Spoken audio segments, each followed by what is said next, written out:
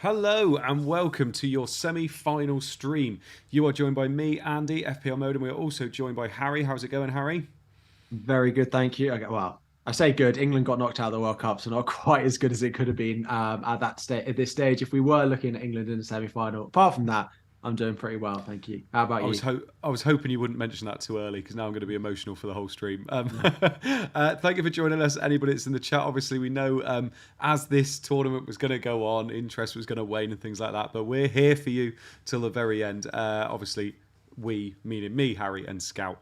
So thank you so much if you are joining us. So England are out. I mean, the fact that England are out, but that wasn't the shock of the whole thing. Like people were expecting No. England to go out, probably weren't they? Like we played well, but Brazil out, Mm, Netherlands out. There's so many big teams out, and so many teams that are heavily invested in. I mean, yeah.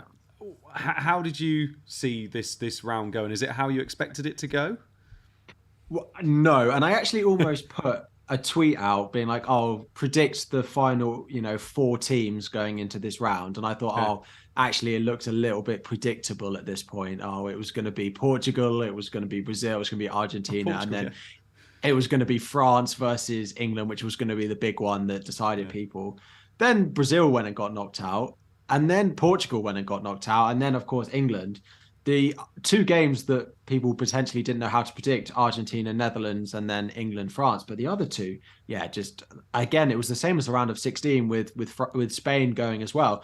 There have been a lot of upsets. Getting to the semi-finals now with Croatia and Morocco, again, they both deserve to be there. They both played really, really well, but it's just not what you predicted. I have Croatia in my work sweepstake, so I am loving life at the moment. Don't think they're yeah. going to go all the way, but stranger things have happened.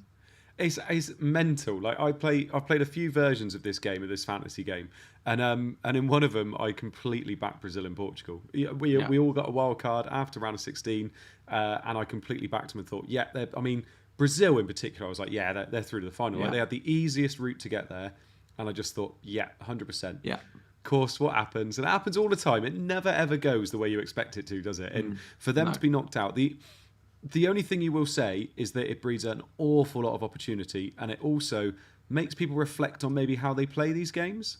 Mm. Do Yeah, you no, agree? absolutely. Yeah, All just piling in on the favourites isn't always the way to go, is it? yeah. And I actually saw a stat on like if you'd have backed in a bookies the like underdog in all of them, the amount of upsets there have been in this Yeah, tournament, but also in previous tournaments as well. It happens a lot more than you'd expect, and it happens if you were to try to predict, all the Premier League games to happen every weekend, especially in the World Cup because there's so much on the line. Happens once every 4 years. How unpredictable these games tend to be. So yeah, definitely something to note for the future. Don't just back your favorites. Don't just back the team that you think is going to go far, because chances are there's going to be at least one or two upsets in every round. yeah. And we just assume, don't we, that like if you've got a star-studded team, it's Mm. going to work. Yeah, And how often does it not work in terms of there's always those teams that go through because they are a yeah, proper team. Like you look at Croatia, they're all working for each other. They're defensively resolute. Morocco hmm are exactly the same. Like don't get me wrong, Croatia have been there before. They obviously got to the final last time. yeah, Morocco though, I mm. mean, fair play to them. And they do have those little superstars, but it's all Yeah. about the team and all about how they play. And their defense is just so good, isn't it? Mm. Again, only conceded one goal this tournament, which was an Yeah. own goal. No team has actually scored against them so far this tournament, which is a crazy, crazy stat. And if someone had told you that at the beginning of the tournament, unless you were maybe a Morocco fan, you probably would have said Yeah. they were having a laugh. So again, they've been so good defensively. The last game as well against Portugal, Portugal had chances, but nothing really clear cut. They were pretty resolute defensively. And again, Yeah. I think it'll be a tough game for France. Again, I would predict France to go through, but I don't think it'll be any easy game for them. And I think that France will have a lot of the ball. I think it will probably be more predictable than maybe we've seen. France will have a lot of the ball. They'll press them. They'll try and create as many chances as they can. It's just whether they can break them down and whether Morocco can get that chance they need, like they did against Portugal. Yeah. I mean, for everybody that is in the chat or anybody listening, the things we're going to be talking about tonight, we're going to look at the two fixtures. So we're going to look at the semi-final fixtures and predict what we think is going to happen and how we're going to play the game. We've also got our two teams to look at as well. Mm-hmm. So up on the screen now are the two fixtures. So we've got Argentina versus Croatia, and we've got France versus Morocco. Um, it is worth mentioning, and I double checked with this with Harry before we came on. The third place playoff game does count in this fantasy game. So remember that if you're bringing in Croatians or Moroccans as well, they do get that extra game. So if you're bringing them in and thinking, oh, but if they get knocked out, I don't get their team in that. Don't worry. You know, if you bring in a Ziyech, a Modric, a Perisic, whoever it is, they do get that extra game.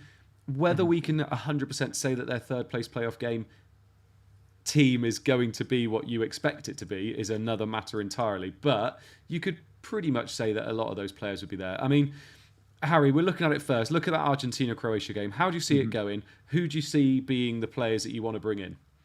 Yeah, so it is worth that sort of part of, the third place playoff game being part of the point scoring is really big because I have brought into my team players like when we get to France, I've got like Rabiot in there, I've got DePaul in there, but realistically, I should be buying attackers from the likes of Croatia, even though I don't think they're necessarily going to do well this round. It is worth bearing in mind that you get their points for next round, so it doesn't actually matter if they win this one.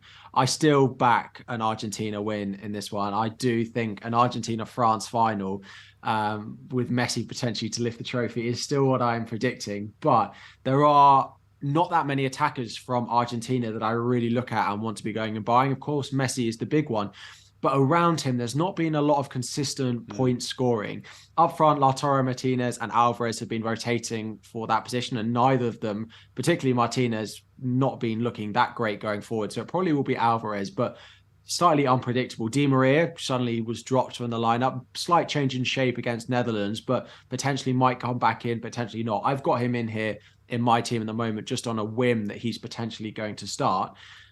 Going forward, there's not that much. And maybe it is when you start to look at Croatia and you think the likes of Kovacic, you think the likes of Modric, then you've got the likes of Perisic in there as well, that actually Argentina haven't looked that great defensively. They've controlled some games, but not looked really strong defensively. You'd probably predict both teams to score in this game, that you can go looking at some of those Croatia options instead of just going for those Argentina options, even if you back an Argentina win. Yeah, I completely agree with what you said about if it's obviously we'll all have Messi, and I'm assuming captaincy will be on Messi for the majority of us because they play first on December the 13th. But it's really hard to pick players outside of Messi. Like, how many squads are like this though? How many squads are like it where you look at their squads and say, there's probably one player, maybe two, that I would invest in. The rest of it's really tough.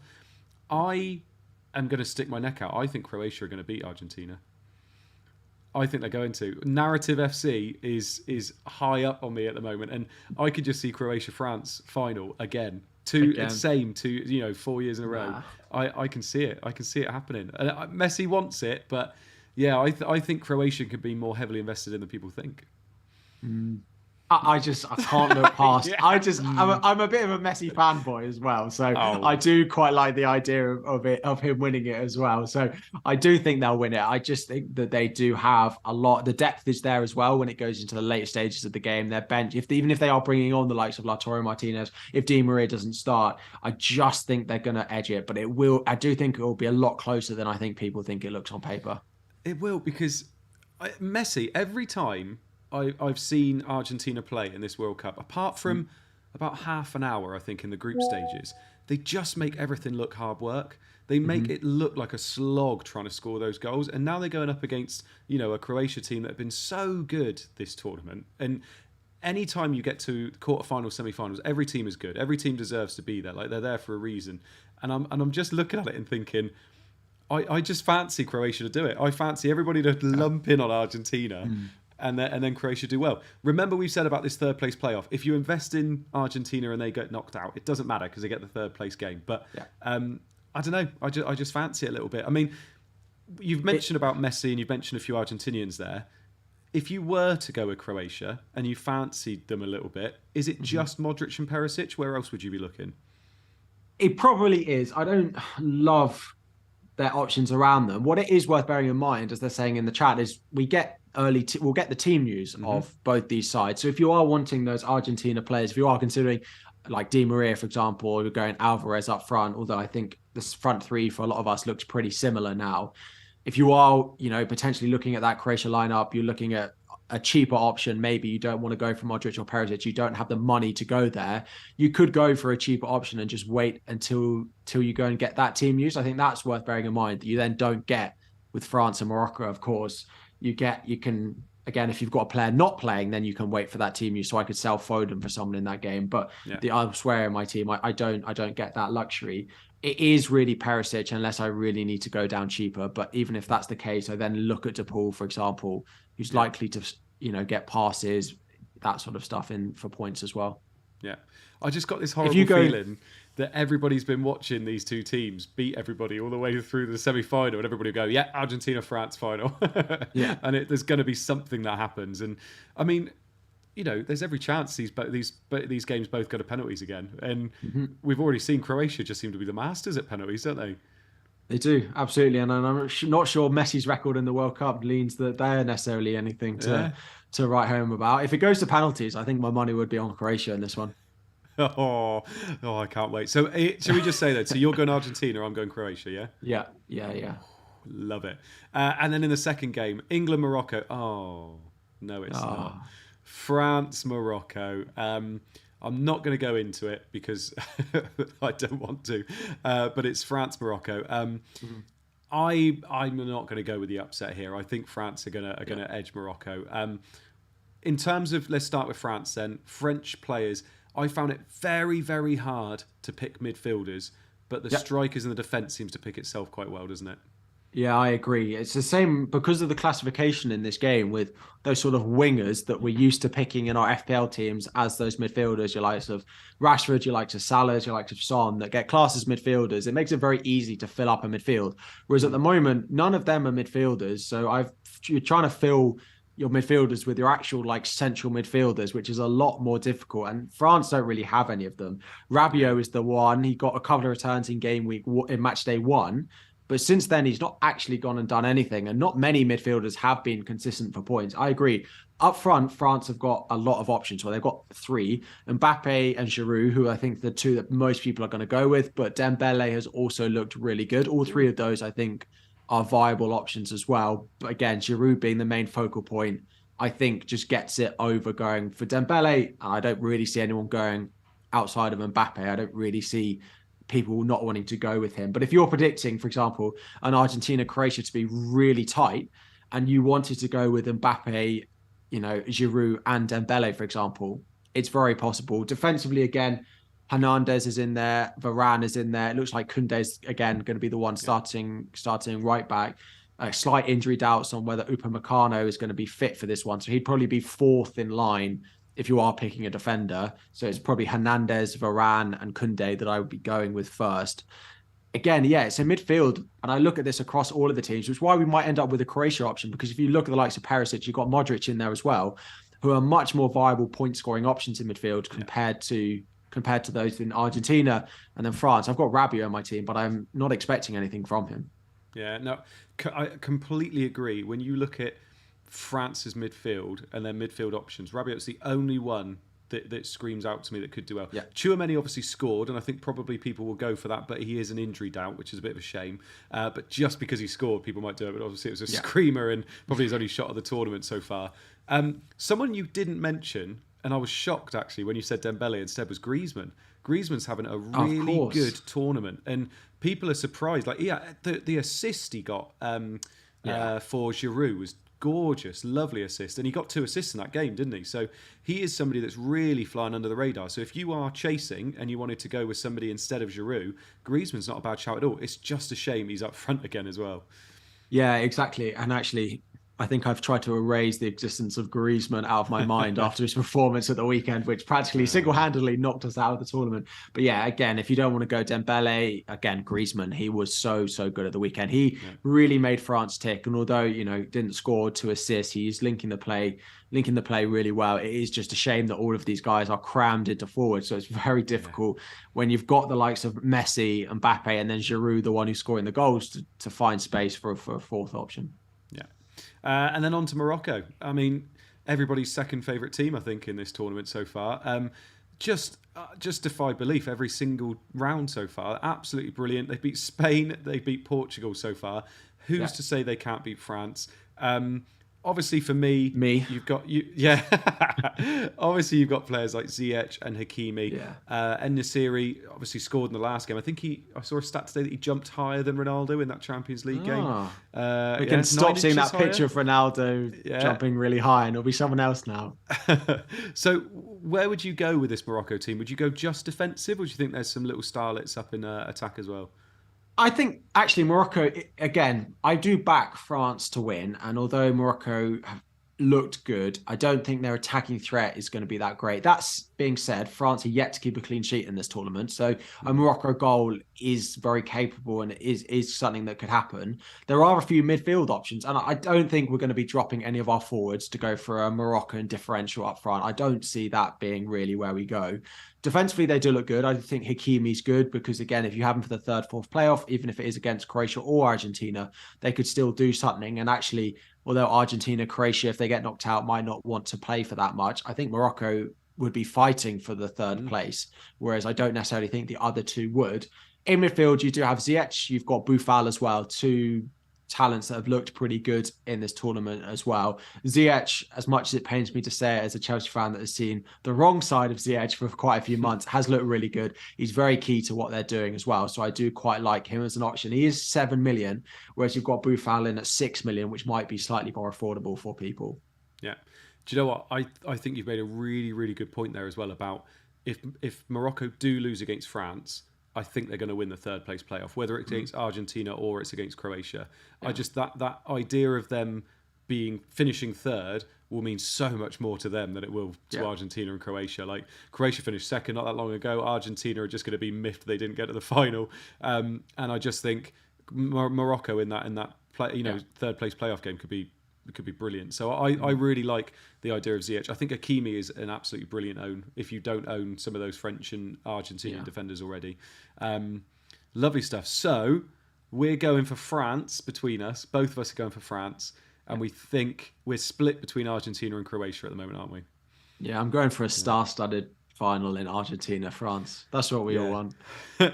Okay, well, let's have a look at our teams then. So at the moment, I'm about 29k. Nothing spectacular is what it is.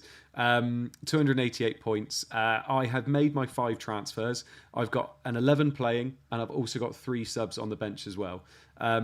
Very happy, to be perfectly honest. Martinez in goal, Varane, Otamendi, Hernandez, Molina, and then McAllister, Fernandez, who it looks like is being linked with Liverpool at the moment, Rabiot, Perisic, Messi, and Mbappe, and then Hakimi and Giroud on the bench with Lloris as well. I mean, it's not looking too bad. I'm quite happy with this. I'm hoping to gain a bit in terms of rank now. If I can finish in the top 20k, I think I've done okay. Messi captain to move over to Mbappe captain if that doesn't work, which I think will be what most people do, to be perfectly honest. And obviously with the third place playoff counting as well, this is my team for that as well. It would just be Foden that goes and someone else comes in. So, I mean, I've obviously used my 5 free transfers already, but anything to comment on my team? No, not really. It is, again, it's those midfield spots. You've got double Argentina in there with players that I don't expect to score particularly well, but there's not really anyone that I would potentially go with instead. Maybe once your, free transfers are unlocked for the next match day, Foden to the likes of Ziyech or Boufal, I think is quite a straightforward switch. To have that extra playing player plus maybe a midfielder that's got a little bit more something about them than maybe Fernandez and McAllister have. But generally, that's what a lot of teams are looking like going into this week. Messi to Mbappe, again, very popular. I like the sort of Hakimi pick in there as well. Yeah, lovely stuff.